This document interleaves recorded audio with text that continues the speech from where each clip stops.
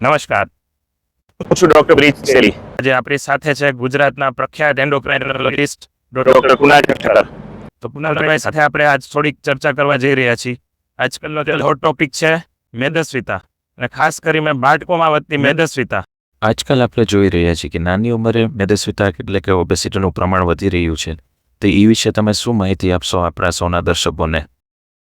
બિલકુલ, બહુ જ સરસ ટોપિક તમે સિલેક્ટ કર્યો છે બ્રિજભાઈ.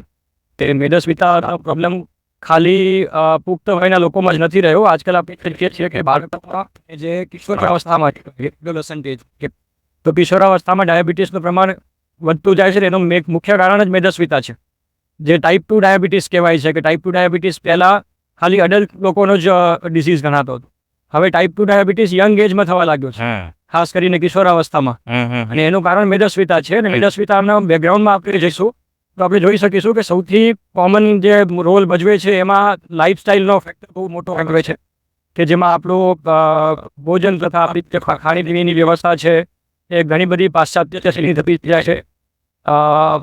કસરતનો અભાવ થતો જાય છે. બાળકો ઇન્ડોર ગેમ્સ રમવાનું વધારે પ્રેફર કરી રહ્યા છે, જે ધીરે ધીરે જે આઉટડોર ગેમ્સમાંથી ઇન્ડોર તરફ શિફ્ટ થઈ રહ્યા છે. એટલે એમાં કસરતનો અભાવ થઈ રહ્યો છે. અને ડાયટમાં કાર્બોહાઈડ્રેટ્સ પ્રમાણ, જંક ફૂડનું પ્રમાણ, ચરબીયુક્ત પદાર્થોનું પ્રમાણ વધતું રહે છે. આપણે નાના હતા ત્યારે તો મેદાનમાં રમતા, પણ આજકાલના બાળકોએ મેદાન મૂકીને મોબાઈલ પકડી લીધો છે. તો એ વિશે તમે બાળકોને શું સંદેશો આપવા માંગશો? હા, એટલે જે તમે વાત કરી એ જ વસ્તુ છે કે સંદેશ આપી શોર્ટમાં ક્લિયર અને ક્રિસ્પ આપીશ. કે એક તો આપણા પૂર્વજો પ્રમાણેનું, આપણા જે હેરિટેજ પ્રમાણેનું અને આપણા કલ્ચર પ્રમાણેનું ખોરાક અપનાવો. મેબી સિઝન પ્રમાણે તમે એને મોડિફાઈ કરી શકો.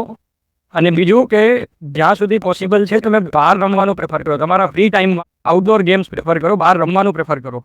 કે જેનાથી ફિઝિકલ એક્ટિવિટી પણ થાય, મસલ્સ ગ્રોથ પણ થાય, માનસિક અને ડેફિનેટલી વજનને કાબૂમાં રાખવા અને બધા નોન કમ્યુનિકેબલ ડિસીઝીસ જે આપણે કહીએ એને પ્રિવેન્ટ કરવા માટે પણ ખૂબ જ જરૂરી છે.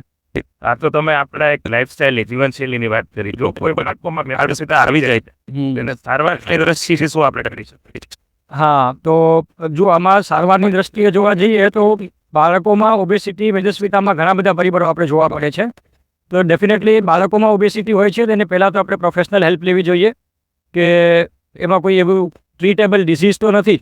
ઘણીવાર હોર્મોનના અમુક એવા રોગો હોય છે કે જે મુખ્યત્વે ભાગ ભજવે છે બાળકોમાં ઓબેસિટી કરવામાં આવે. જે હોય, હોર્મોનને લગતી બીમારીઓ હોય, તો પહેલાં આપણે ડાયરેક્ટલી જમ્પ કરીએ કન્ક્લુઝન તરફ કે ના આ લાઇફસ્ટાઇલના લીધે જ. યસ, લાઇફસ્ટાઇલ રિલેટેડ સારવાર ચાલુ કરતા પહેલાં બીજી બીમારીઓ રૂલ આઉટ જરૂર કરવી જોઈએ.